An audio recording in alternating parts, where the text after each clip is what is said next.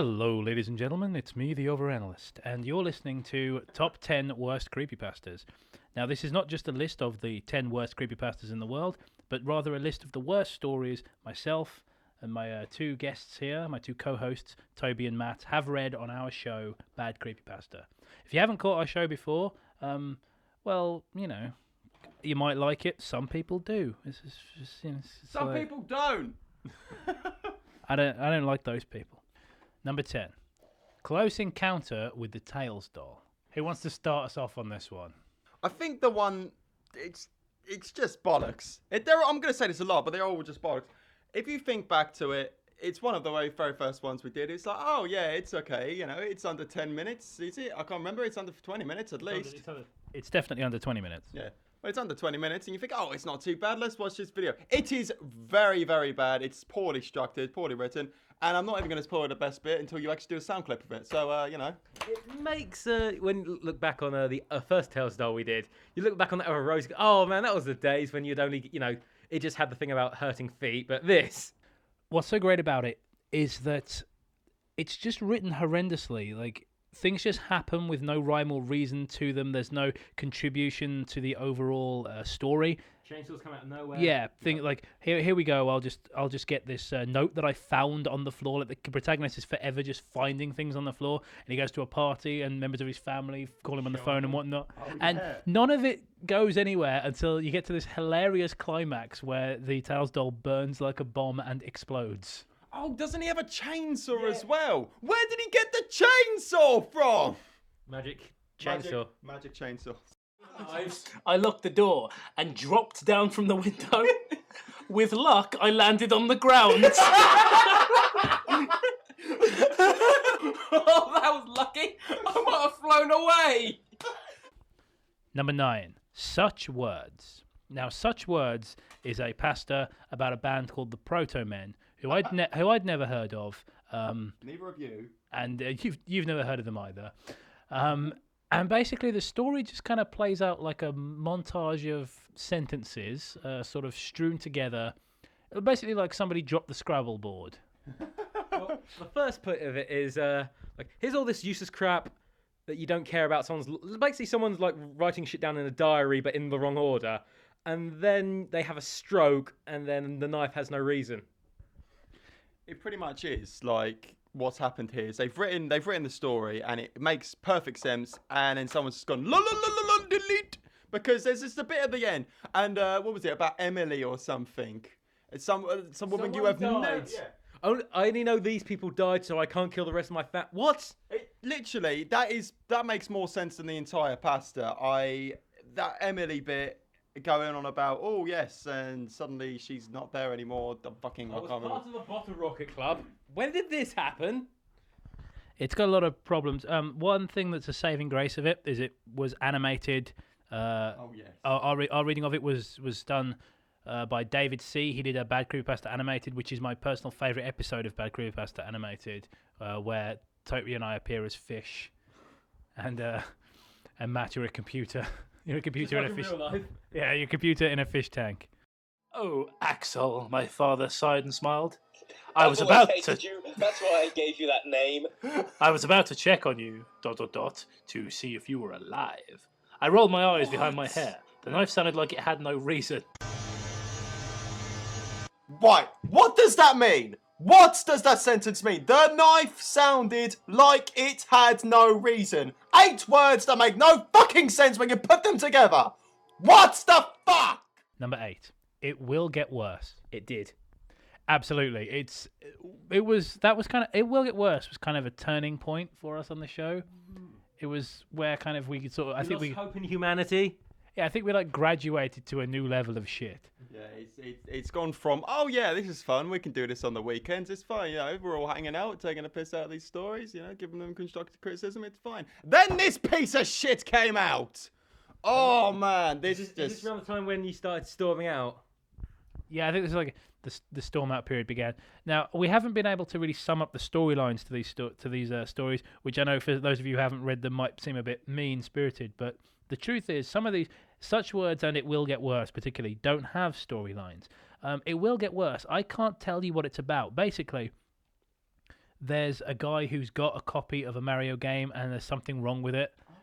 But other than that, it basically it's really badly Google translated like 5 times from several different languages and finally into English. Here's a clip. Spat out blood, and then there was the screen black. I could not move. I was frozen with fear and shock. After 5 minutes, I was able to touch me. I found it! I found it so hot! Wait. After 5 minutes, I discovered masturbation. I finally found my kinking life. Oh my shit. Choking chicks! This story is absolutely bamboozling me. Number 7 is I Hate You. And I really, really genuinely hate this story. It's pretty much about a conspiracy theory about Mario. The plot concerns a guy who's played Mario World over and over again every day of his life for like 10 years, and then proceeds to make fun of the reader. And he uncovers this dark secret in which it turns out there was an entire plot element they deleted from the game because it was too scary, I guess. It turns out that Luigi is in on the whole kidnapping of the princess and everything. And it's still bollocks. Yeah, so a good chunk of it. Now, the author of it has said, and several times, including on his own website when it was first released, that the story was intended as a joke. And I think once you know that, you can kind of tell from the pictures and everything. We kind of didn't believe him for a while just because the reaction to it, I think, were people were saying how great it was, and I think some ordinary gamers did a review of it and said, "Oh, it's really clever," and all this. It's not, and even as a joke, it doesn't really work. So that was number 7. After a while, I ran into 1 or 2 blind boos in the darkened room. Oh. Then 3 or 4. Oh. Then the screen was full of them. Oh. Luigi. He's always been Mario's second banana. Walking around in my banana. This was pasta of the month. And for the benefit of It's been fun, guys. he's gone. He's actually fucked off. Number 6, the real Chuck E. Cheese. Oh boy! Oh boy, this story. It's about, normal kids. Right, so basically, at Chuck E. Cheese, some crappy pizza place in America, they actually decided to bioengineer the actual mascots. Why? Why would you go to this trouble when sticking a mask on is so much easier? Who fucking knows? Why are the same people who decide, like, I know, let's have a working biolab in this restaurant that is open to the public. Behind a staff-only door. Next to the shark-whacking moments adventure that is Shark-a-Mole. Shark-a-mole.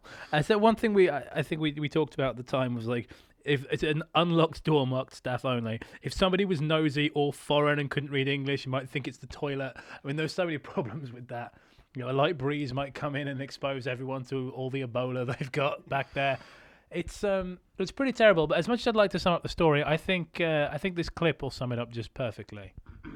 A mumbled shout poured over whoever was in there. What? A shout. Shouts come in liquid form now, and replied with a louder, "We can't just kill that thing. It's a beast version of our mascot." Are you? He's flipped a chair. There's too much important stuff on the table for him to flip. Jacob, it's a beast version of the mascot. Off. Right off with that. Number 5 is Squidward's suicide. You didn't hear wrong. Squidward's suicide. It is bollocks. It's very, very poor. Please stop typing. Please, I hit the dislike button if you want, but please don't leave your half-assed musings about how it's good because it punches you in the childhood. We don't care. I was going to say, at this point, should anyone who's actually watching our videos expect this? No. But then again, it is a top 10, so we're probably getting loads of random hits. Yeah, loads of random people who just go, Who are these cynical bastards? I hope they don't say anything horrible about PewDiePie. I'll be forced to dislike the video and tell them how they should die in fires. Okay, so Squidward's suicide it basically concerns an unpaid intern who magically, just through the power of plot contrivance, gets to see brand new episodes of SpongeBob before they air. I mean, can anyone smell bullshit? That's the most unreal. Like, if you had said, "Oh, I was walking down the street," and then suddenly Satan burst out the ground and said, "Hey, have a DVD copy of this evil version of SpongeBob," would have made more fucking sense than an intern getting to see episodes of SpongeBob early. Yeah, I mean, made it more believable. the only way he could have gotten to see any extract of an early episode would be when he was bringing tea into that room, and he probably would be made to leave it outside. But anyway, this intern of all people gets to see this spooky episode of Twice. this lay spoopy episode of SpongeBob SquarePants where where Squidward basically kills himself, and there's a whole bunch of photos of dead children and incredibly graphic descriptions for no reason other than to be tasteless. And its biggest crime is it's just flagrant disregard for the rules of English comprehension, and the way it just goes, tenses, what are those? One last thing. Wind is scary. Wind is scary.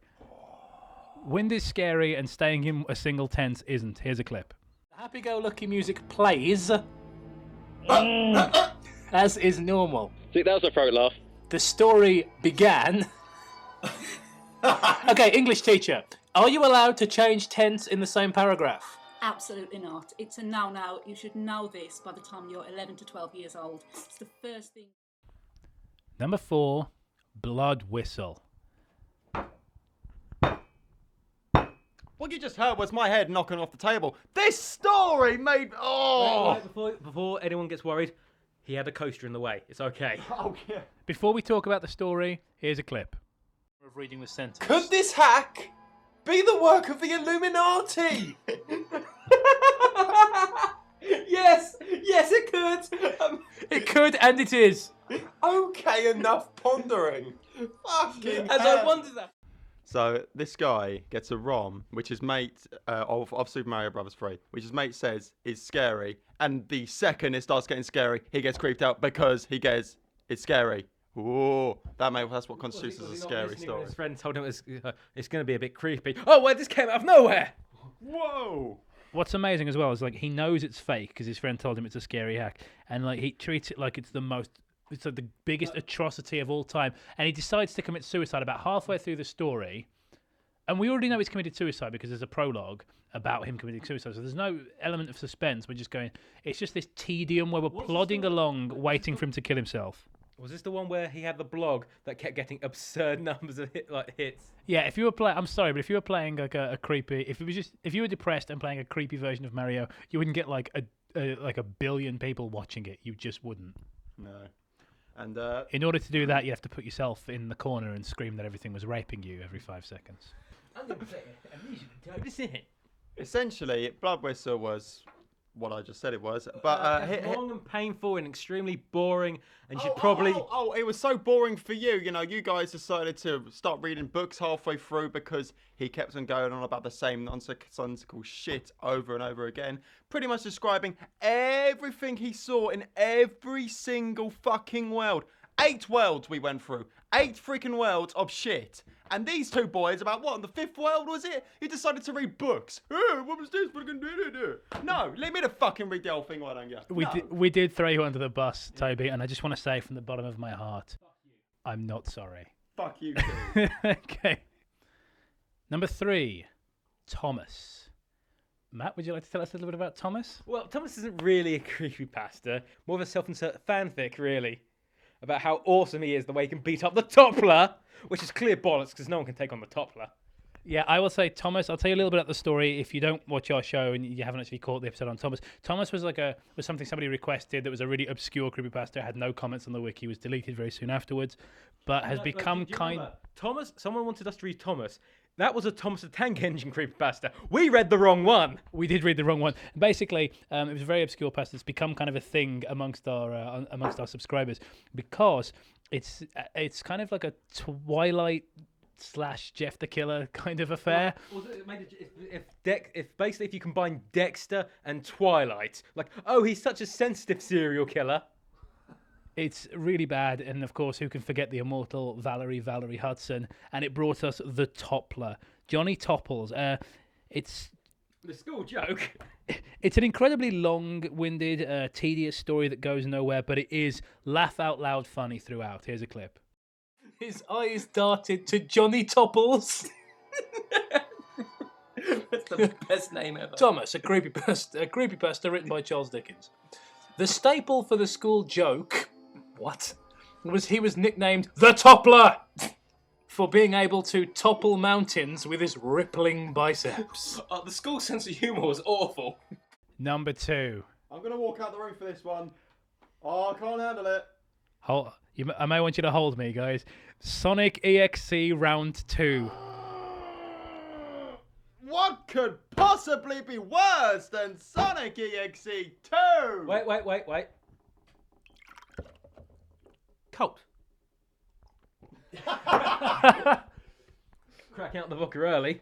Right, for those who don't know, we did a drinking game of Sonic EXE 2, and there weren't that many things you had to drink for, and we drank. It was well over 100. Well over 100. Wasn't it? Drinks. It's a game that's made us stop using drinking games. Yeah, there's no more drinking games on the show because of that. It was horrendous. The story, basically, if you haven't read Sonic EXE, don't. You don't. Yeah. Don't waste your time. You know, just, we care about you, or do we? Well, if you have a choice between Sonic EXE and Sonic EXE 2, read the first one, because the second one is so fucking much worse. I would never think that I would ever say Sonic EXE is better than something, but its fucking sequel is worse. As much sequels go by, you know. Alright, here's the story in a nutshell. They're two ace detectives. See, I'm already laughing because it's so. Oh. And they're hot on the trail of X, the mysterious cult leader who's been killing people, but maybe not really, with a magic game of Sonic EX. It's indescribable. The plot is fucking indescribable. Like, as you say, they're tracking. There's these murders. They get coroner's reports, but it turns out they're not really dead. They're comatose, but they've had autopsies done on them. And They're dead. They've been stabbed or something, but they're not because they had their soul ripped out. But they're dead. But it's like, I don't know, Schrodinger's corpse or something like that. it's like the only way I can describe. And then, like, you find out that the evil Sonic from Sonic EXE is the leader of some sort of hell dimension, and he's got these 7 guardians. It's I forgot about that. God, I forgot about that. Oh my god. Like, they got 7 that each correlate with like an emotion or something, and that goes fucking nowhere. It's like Ubaru. That he's making up. He's using like Japanese names like Ubaru, the warrior of sadness. Like he makes people sad. It's like, why the fuck do we care? It's never mentioned again. It doesn't come up before, after, like, unless he's probably writing a spin-off sequel. We'll have to go track down the Dragon Balls or some bullshit. It's horrendous. Like, it's the worst story we've ever read on the show. Fucking longest. Yeah, it's the one that made me quit. It's because, like, it was the point where Bad Creepypasta ceased being fun with Sonic EXE Round 2. And you're thinking, what could possibly be worse than that? Because didn't you guys say on the episode, it's the worst one you've ever done? And yes, it is the worst one that we've ever done. Cole scoped me recently that Sonic.exe has been around long before the game did. Before the game did what? What are you even trying to say? I don't know. There's... Number 1. Now, as mentioned, no single story could be worse than Sonic EXE Round 2. However, the combined power of Jeff the Killer, Jeff the Killer versus Slenderman, and Jane the Killer, the real story, those 3 combined just about trump Sonic EXE Round 2. None of us could decide which is the worst one. We're like, all right, which one of these? We all at the same time picked 3 different ones. We did. For the number 2 spot, we each simultaneously picked a different Jeff the Killer story. I picked the original. I picked fucking Jeff the Killer vs. Slenderman. I picked Jane. Big Jane Lebowski. And of course, when we put them all together, we realised that Their powers combined made some super suckiness. it pushed it over the original number 1 spot, which was, Sonic EXE2. Of course, individually, none of these would have been number 1. But if you don't know anything about Jeff the Killer, I don't know what you're watching a creepypasta video for, if I'm honest. Jeff the Killer is just about the most overhyped piece of shit with the worst fans imaginable. Yep. Basically, he's got, we've decided he talks like this, and I can't even describe the plot. Someone want to have a crack at describing the plot to Jeff the Killer? No, okay. Only way to do it is to skip a bunch of crap. All right. One day there was a guy called Jeff, and then he got tried to get three kids tried to mug him. He beat them up. Realized he got a boner whenever he hurt people, and then his brother got sent off to prison. And then he went to a party and he dressed up like a cowboy. And then 3 guys beat him up again. And then he used his magic super strength to kill them. And then a thingy of bleach and some vodka was involved. And then his face got mutated into a fish. And his hair got turned black because of fucking fire. Because fire doesn't fucking work that way. And then he went insane. And then he scarred his face and cut his eye.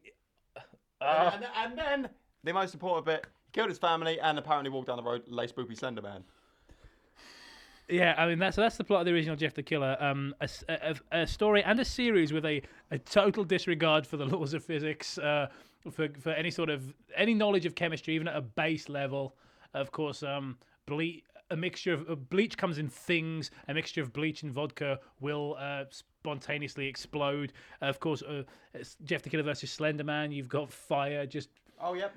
In a rainforest where it's been pissing it down, some whiskey catches fire, and I shit you not, causes a forest fire. And the obvious cliche of, oh, I'm hideously drunk, I'm falling over tree trunks, and suddenly Slender Man's after me. Oh, suddenly a fucking a bit of vodka and down yeah, and then suddenly he turns to fucking Popeye. That's because there was this bit at the end where Jeff the Killer's been burned down. Spoiler: Jeff the Killer's still alive, whatever, and the forest has been burned down, even though it was physically impossible for it to get burned down in the first place. So these women decide, this bloke and the women decide, there's a bloke missing. Maybe we should go investigate the forest that just burned down, which didn't. Okay, yeah, let's do that. That sounds like a perfectly sane idea, Mrs. Who the fuck are you, and why am I married to you? So they go down there, and that immortal line. Stop. We don't even know who he is. He could be a fucking killer for all we know. Fuck! But God, this makes me so fucking angry! We've reached that point. But guy, give us a fucking killer! Maybe it could be Jeff the Killer! It's clever because it's fucking Jeff the Killer! Shut up! Just stop! It's almost over. I am so... I'm so... Toby just lost his goddamn monkey mind. Fuck off and write a good story! Makes me so angry. Angry people like this thing. And then there's Jane the Killer, which was someone essentially bolted their fanfic character onto the side of the Jeff the Killer story. Like, you couldn't even bother to write a good fan fiction towards something good. No, I want to add my character in. I want to add my character, who is a woman and is also Jeff the Killer. It's also great that in your story that you point out that he's a Joker reject. You don't really want to shine a light on how poorly designed the character you're bolting your fucking story onto is. Yeah, Jane the Killer was just, of course, written by a Nazi-sympathising piece of shit, and reads like it's written by a piece of shit who's also an idiot. And if you're a fan of Jeff the Killer, I just want to say this. I mean, not only fuck you, of course, but also you're wrong. I mean, not only are you wrong for thinking it's good, you're also wrong for liking it. It's stupid, and you're fucking stupid for liking it. Even if you went through this entire story and collect all, sort out all the spelling, all the tenses, it's still a retarded story. Another thing, it's just the problem with Jeff the Killer, the first story at least, is it's just full of holes from beginning to end. It's like a bloody Swiss cheese. It's like a cheese grater. It's grating on my subconscious because every few minutes, something will just contradict itself. It'll just be like, we moved to one of those nice neighborhoods. On their first day to school, Jeff and his brother were mugged. And I just think, didn't you move to a nice neighborhood, and now you're telling me Also, you've I'm moved not to sure the housing estates? Also, I'm not sure about American law enforcement, but I do. If you're sending someone to a juvenile hall or something, don't you need something more than just come with us, kid? Isn't there some sort of investigation beforehand, or? Hey, I'm pretty sure the cops don't turn up your house and say, quote from the story, looks like a year in juvie, kid. There's nothing to say to that. You just sort of hiding them in the microphone. I don't know what to say anymore. I mean, I just dribbled. I can't even swallow anymore because of this story. I'm choking my own rage here. I am literally choking on my own rage. So that is our list of the 10 worst creepypastas we've read on the show so far. I hope you enjoyed the video. I hope you agree with the list. What would be your number one worst story we've done on the show? Perhaps you'd like to tell me about how Jeff is awesome and your kawaii boyfriend Des in the comments. And on a serious note, though, guys, thanks for watching. Have a good day, and we'll be back soon with more content.